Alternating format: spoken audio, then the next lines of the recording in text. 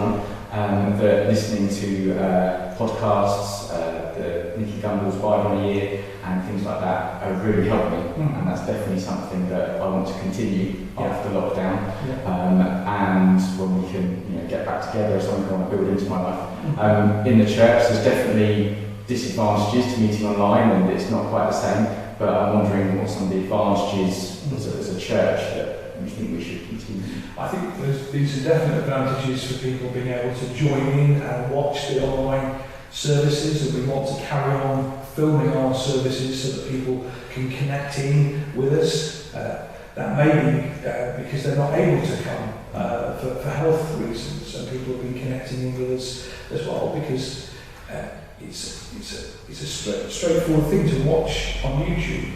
I think we've said before, sometimes maybe people are put off coming to a church building. It can be quite a scary prospect, coming to what is a strange place. And actually people seeing what that is like online first is a good way of people having a taster for what they might experience if they came to worship with us in a physical way. I think the other thing is that some of the groups have been meeting with using Zoom, and that gives us more flexibility. So there'll be meetings that happened on Zoom, but people may not be able to get to the meeting physically. So you might be able to have a mixed economy where some people can meet physically, others can join in with the meeting virtually. And some meetings might happen virtually because it's easier for people, it's more flexible, as you said, to be able to do that. So I think those are some of the things that we can take forward as part of the new reality. I think what you said as well about people accessing different media for their teaching and their nourishment really is vitally important. There's a whole range of different places that people can go, and some really good material out there for people to watch, to listen to, blogs and YouTube. We were watching a film the other night on YouTube called The Chosen, and that's a really good version of the story of Jesus. And it's good to be able to point people to those resources that they can access, as well as what we can provide in local church settings.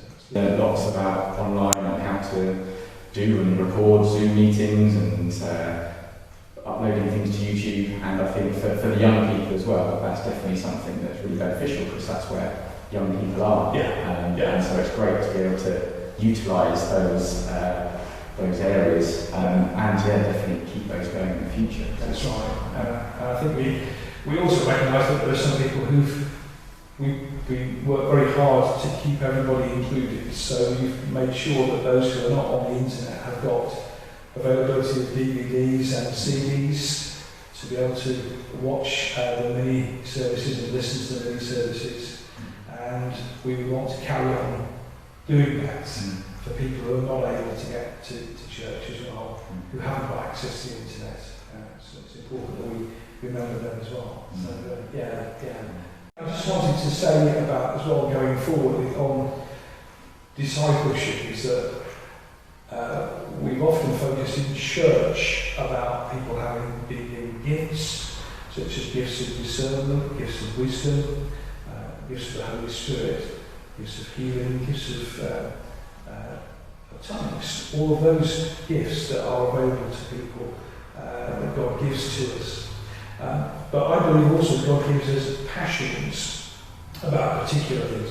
You mentioned earlier about your bike rides, and I know that you're passionate about mountain bikes and mountain bike riding, and that's one of the things that where you really connect with your natural surroundings, but also with God. And I think one of the things going forward we need to think about very clearly is what would happen if there was a group of people who went out mountain bike riding, and then part of the way around they had a prayer together, and they looked around at creation and they shared something of what that meant for them and gave them little stories and testimonies. Other people are passionate about caring for creation itself. Other people people are passionate about developing potential in young people. Others are passionate about racial justice. And I think those are things that we need to sort of really examine and look at and say, well, are those areas where we should be looking as a church, just to encourage people to get together if they share those passions? Because if that's the case, that's another way in which people grow in discipleship, that they can become more aware of the issues that we face within our world today. And so we as a church are then actually connecting in far more to some of those issues that lots of people in our community are passionate about. And I think as we do that, we'll become much more effective as a local church. But that's also part of growing in discipleship too. It's not just about the spiritual disciplines, if you like. It's about tapping into people when God's put something on someone's heart about a particular area or a particular issue. How can we engage with that more? I definitely think with cycling, I think a lot of the time, kind of, God has given me this passion, or God has made me a certain way that I enjoy doing this thing. So how can I use this for God's advantage, and to bless people and help others? Absolutely. There's definitely ways we can do that, social rights and things like that. So definitely using our God-given passions to help others and build disciples. And I do think I think there are particular places. I remember years ago I went to a meeting, and the guy who was leading it talked about each church having its own thumbprint. And all our thumbprints are unique, aren't they, individual. He talked about each church having its own thumbprint. And that relates sometimes to the place. So, we live in a beautiful place here in Seaford. We are blessed by having the sea, the downs, beautiful countryside around us.